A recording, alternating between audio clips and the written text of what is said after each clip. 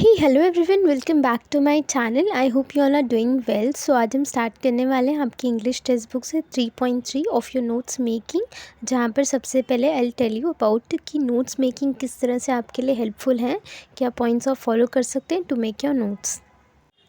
सो अब हम notes making की बात कर लेते हैं। तो जैसे कि आपने सुना about the title notes making. So notes making तो आपने अप्लाई भी किया होगा जब आप स्टडी कर रहे होते हैं कोई भी पर्टिकुलर सब्जेक्ट को। So you require to make notes, right. So notes में क्या चीज़ें आपको इंक्लूड करनी चाहिए, क्या नहीं करनी चाहिए, उनके टाइप्स कितने होते हैं, हम ये जानेंगे, ठीक है। तो सबसे पहले will take a blank slide.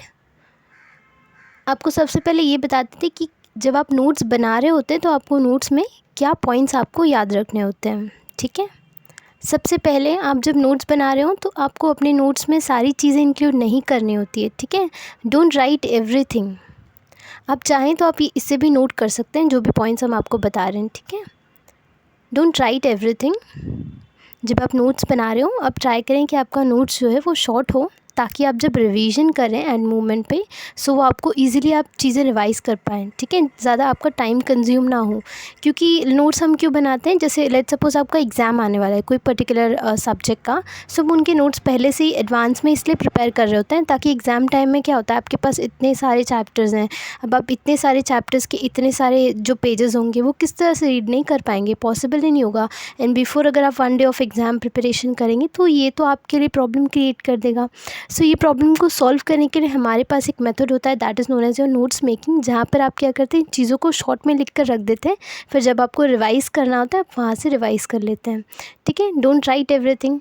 Then आपको याद रखना है मेक शॉर्ट नोट्स, यानी आपको जो नोट्स बनाने हैं वो शॉर्ट्स बनाने हैं। Make short notes.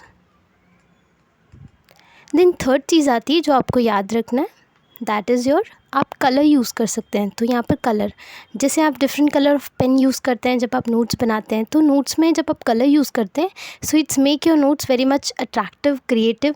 तो इससे क्या होता है, जब आप रिवीजन कर रहे होते हैं तो जैसे अगर आपने रेड कलर से कोई इंपॉर्टेंट चीज़ लिखी है तो वहाँ पर आपको तुरंत समझ में आ जाएगा। आपने ब्लैक कलर से मान लीजिए हेडलाइंस दी है तो वो ऐसे कलर इंडिकेशन आपको ईजिली हेल्प कर सकता है टू रिवाइज, ठीक है। सो आप कलर यूज़ कर सकते हैं। फोर्थ पॉइंट में आप क्या कर सकते हैं, आप इंक्लूड कर सकते हैं हेडलाइन। तो आपको करना ही है, यहाँ पर हेडलाइन लिख देते हैं पहले, ठीक है। हेडलाइन आपको करना है, ये तो आपका फर्स्ट प्रायोरिटी, पहला पॉइंट, ठीक है। नेक्स्ट इज़ आपका फिफ्थ वाला, जहाँ पर आप इंक्लूड कर सकते हैं आपकी डायग्राम में,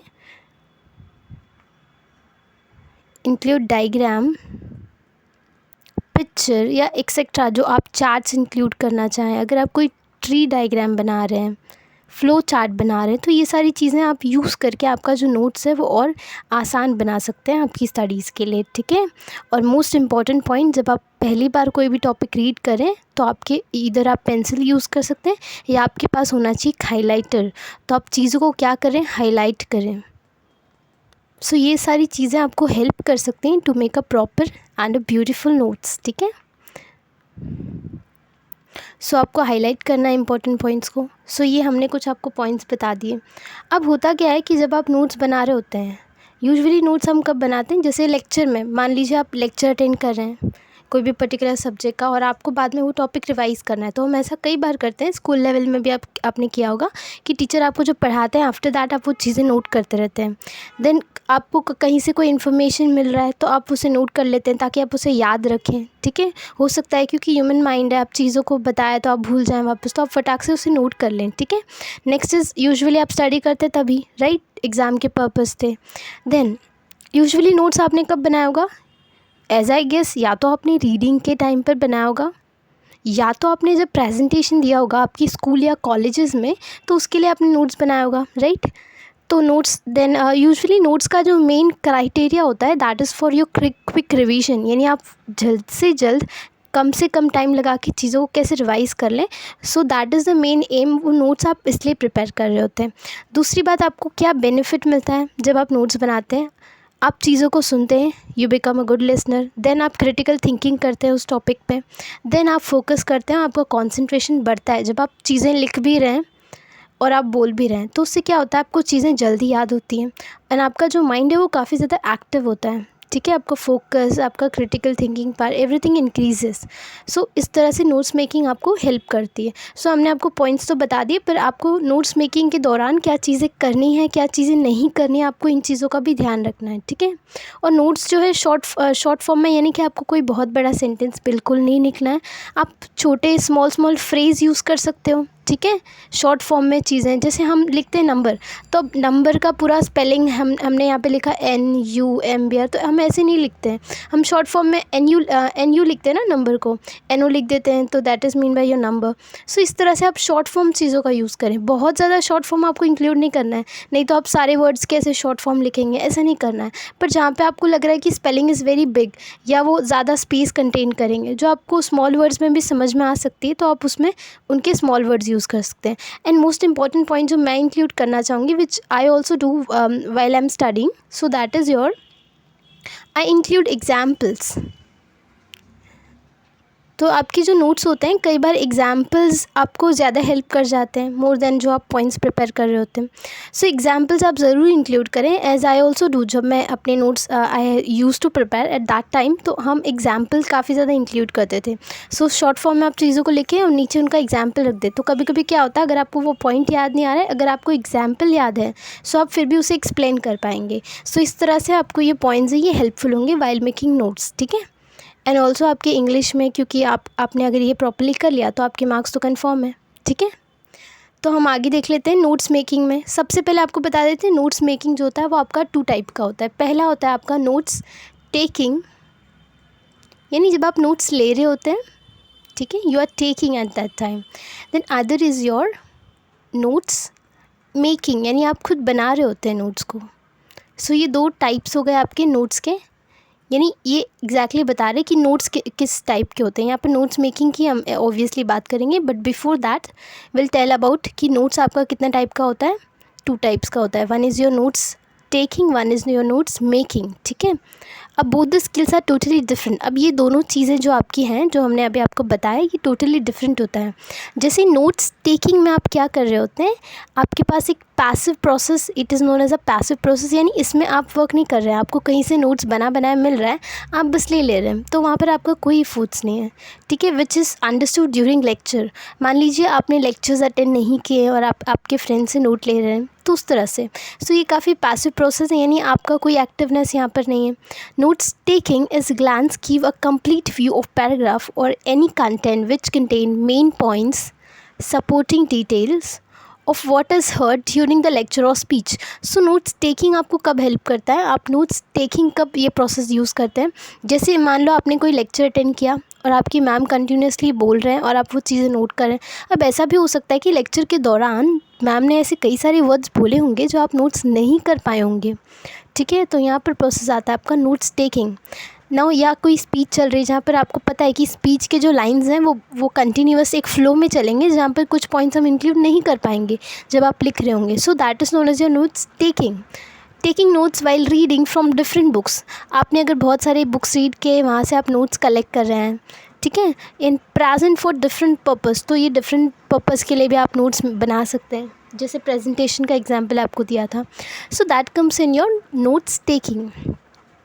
अब हमने नोट्स टेकिंग तो कंप्लीट कर लिया पूरी तरह से, अब हम बात करते हैं नोट्स मेकिंग की। सो नोट्स मेकिंग क्या होता है, एक एक्टिव प्रोसेस है जो फोकस करता है आपकी राइटिंग स्किल्स पे, जहाँ पर where concrete connection between all relevant concepts and words is drawn to infuse and or connect all thoughts together by methods।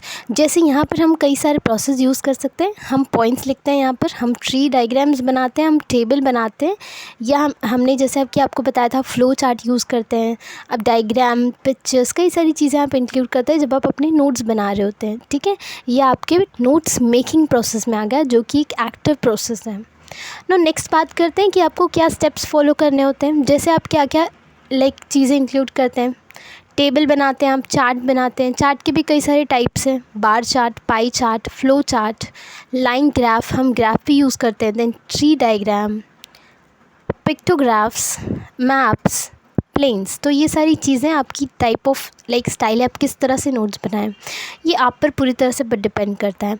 अब ये तो हमने जान लिया कि नोट्स जो है वो कितने, आपके नोट्स कितने टाइप के होते हैं, 2 टाइप्स के होते हैं, नोट्स टेकिंग, नोट्स मेकिंग। अब हम देखते हैं कि नोट्स टेकिंग और मेकिंग में क्या सिमिलैरिटीज़ हैं। Both provide students with material for easy reference preparation during an exam. तो बेसिकली दोनों जो है notes making as well as taking का एक मेन पॉइंट होता है, दैट इज़ वो इजी रेफरेंस के लिए होते हैं, बच्चे इजीली ताकि अंडरस्टैंड कर लें। देन प्रिपरेशन में आपको हेल्प करते हैं, जैसे आप एग्ज़ाम के लिए प्रिपेयर कर रहे हो, so it's helpful for your exam preparation के लिए। जैसे शॉर्ट फॉर्म में आपने कुछ लिख के रखा होता है नोट्स में, सब जब आपको क्विक रिविजन करना है वहाँ पर वो हेल्पफुल होंगे आपके लिए। ठीक है, तो ये तो हो गया आपका पहला पॉइंट। दूसरा है both aid students in remembering facts either easier as it utilize both reading and listening sense. तो दोनों में प्रोसेस में आप रीड भी करते हैं एज वेल एज आप लिसन भी करते हैं, आप सेंस करके, और आपकी जो पॉइंट्स हैं आप इजीली फैक्ट वाले पॉइंट बनाते हैं। सो बोथ बेसिकली दोनों भी हेल्पफुल होते हैं बच्चों के लिए। ठीक है, बोथ हैव सेम पर्पस, तो दोनों का purpose remain the same, that is why students to excel in the study. So ये दोनों ही हेल्पफुल है बच्चों के लिए। The next is both help students to concentrate better and effectively work कर सके। सो बच्चों का कॉन्सेंट्रेशन बनाने में दोनों का ही योगदान होता है। ठीक है, तो हमने पॉइंट्स तो देख लिए, अब हम देख लेते हैं कि क्या इनमें डिफरेंस है। जैसे नोट्स टेकिंग में आप क्या कर रहे होते हैं, देन नोट्स मेकिंग में आपको क्या करना होता है। सो पहला पॉइंट है आपका only jotting point joint down points involve no slight interpretation. यानी यहाँ पर हम क्या करते हैं, जब नोट्स टेकिंग कर रहे थे हमें एक फ़्लो में लिखते हैं हमें बीच में टाइम कंज्यूमिंग या काफ़ी ज़्यादा हमें वक्त भी लग जाता है कई बार।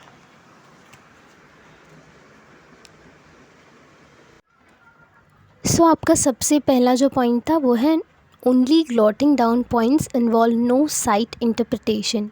यानी इनका मतलब क्या होता है कि आप जो पॉइंट्स नोट करेंगे वो एट द मूवमेंट नोट करेंगे और उसी लैंग्वेज में। कई बार ऐसा होता है कि आपके जो प्रोफेसर होते हैं, इधर अगर वो हिंदी में कह रहे हों या वो इंग्लिश में कह रहे हों, हम उसी एट द मूवमेंट हम लैंग्वेज को कन्वर्ट करके हमारे नोट्स बना लेते हैं। ठीक है, that is known as your sight interpretation. Then next आपका नोट्स मेकिंग का फर्स्ट पॉइंट देख लेते हैं। Help students to see each point clearly along with its link और कनेक्शन विथ ईच अदर। अब यहाँ पर जब हम नोट्स बना रहे होते हैं, जो कि बाद में वाला प्रोसेस है लेटर ऑन, सो वहाँ पर क्या होता है, ये आपको स्टूडेंट्स को हेल्प करते हैं, आपके डाउट्स क्लियर कर लेते हो आप, जो भी आपके आपको मीनिंग जिस चीज़ का नहीं समझा होता है वहाँ पर नोट्स कर लेते हैं प्रॉपरली। ठीक है, लिख लेते हैं और हम चीज़ों को कनेक्ट करने की कोशिश करते हैं जब हम नोट्स बना रहे होते हैं। जैसे आपने let's suppose you have written the first part of your story book and now you reading second part. So हम कनेक्ट करने की कोशिश करते हैं कि जब हम पॉइंट समराइज़ करके शॉर्ट में लिखेंगे तो किस तरह से it can be converted into one single point. ठीक है, नेक्स्ट बात करते हैं इनके सेकंड पॉइंट की, very little change are required. तो यहाँ पर ज़्यादा चेंजेस की ज़रूरत नहीं पड़ती, जबकि यहाँ पर क्या होता है, easier to change notes made. अब यहाँ पर आपको ज़्यादा चेंजेस आप कर नहीं पाते हैं, बट जब आप नोट्स बना रहे होते हैं तो आप चेंजेस बहुत जितने आप कर सकें उतने चेंजेस हम कर सकते हैं, बिकॉज़ ये क्या है, ये एट द मोमेंट वाला प्रोसेस है और यहाँ पर क्या होता है हम लेटर ऑन कर रहे हैं ना, इसलिए आप चेंजेस कर सकते हैं, ये ईजियर होता है टू मेक चेंजेस। ठीक है ना, इसके थर्ड पॉइंट क्या दिया है यहाँ पर, taking points from one source at a time. तो यहाँ पर क्या होता है, एक समय पर हम एक ही सोर्स से इन्फॉर्मेशन ले सकते हैं, जबकि आपकी नोट्स मेकिंग प्रोसेस में क्या होता है, जब आप नोट्स मेकिंग में आते हैं involve taking the points from different source. तो हम यहाँ पे डिफरेंट सोर्स यूज़ करते हैं और यहाँ पर वन सोर्स यूज़ करते हैं। किस तरह से, अब आपको समझाते हैं। जैसे जब आपके प्रोफेसर हैं लेक्चर ले रहे हैं तो वो प्रोफेसर ही आपके सिर्फ सोर्स होंगे टू गेट द इन्फॉर्मेशन, वो जो भी बोल रहे होंगे आप उसे नोट करेंगे। सो यहाँ पर क्या है, ओनली वन सोर्स है। जबकि आप जब नोट्स बना रहे होते हैं तो आपके जितने डाउट्स होते हैं, जो भी सोर्स है आप क्लियर कर पाएँ, आप वहाँ से ही क्लियर कर लेते हैं। ठीक है, सो ये आपके डिफरेंट सोर्सेज में आ गया। नेक्स्ट इस जैसे आप डिफरेंट सोर्सेज में एक और I want to add this कि जैसे आपने देखा होगा when you study you get doubts, तो आप गूगल यूज़ कर लेते हैं उसका मीनिंग जानने के लिए। इस तरह से आप इंक्लूड कर सकते हैं, यानी कि आपके पास सोर्सेज कई सारे होते हैं जब आप नोट्स बना रहे होते हैं। ठीक है, फोर्थ पॉइंट में क्या आता है, यहाँ पर आपकी जो अंडरस्टैंडिंग होती है वो काफ़ी कम होती है, जबकि आपकी नोट्स मेकिंग प्रोसेस में आपकी अंडरस्टैंडिंग काफ़ी ज़्यादा होती है। अब ऐसा क्यों? क्योंकि जब आपके प्रोफेसर बता रहे होते हैं तो आपका जो ध्यान होता है, क्योंकि इनके जो वर्ड्स होते हैं आप दोबारा से मेमोराइज़ करना आपके लिए पॉसिबल नहीं होता है ना। जितनी चीज़ें आप नोट कर पाते बाकी आपसे वो चला जाते हैं बाकी पॉइंट्स, है ना। और जबकि आपकी नोट्स मेकिंग प्रोसेस में क्या होता है कि आप खुद बना रहे होते हैं तो वहाँ पर आपकी अंडरस्टैंडिंग ज़्यादा होती है, क्योंकि आप वहाँ पर रीड कर रहे हैं, फिर आप अंडरस्टैंड कर रहे हैं, फिर खुद लिख रहे हैं, तो वहाँ पे आपकी अंडरस्टैंडिंग हो रही है, ना कि आपके जो प्रोफेसर हैं। अब जब प्रोफेसर आपको पढ़ा रहे होते हैं तो वहाँ पर उनकी अंडरस्टैंडिंग होती है, आप सिर्फ notes it is a passive process as you know, ठीक है। तो वहाँ पर इस तरह से प्रोसेस होता है। 5th पॉइंट की बात करते हैं। पॉइंट्स और notes are written in full form. तो यहाँ पर नोट्स या पॉइंट्स कैसे होते हैं? फुल फॉर्म में लिखते हैं आप, जबकि यहाँ पर आप चीज़ें शॉर्ट फॉर्म में लिख रहे होते हैं।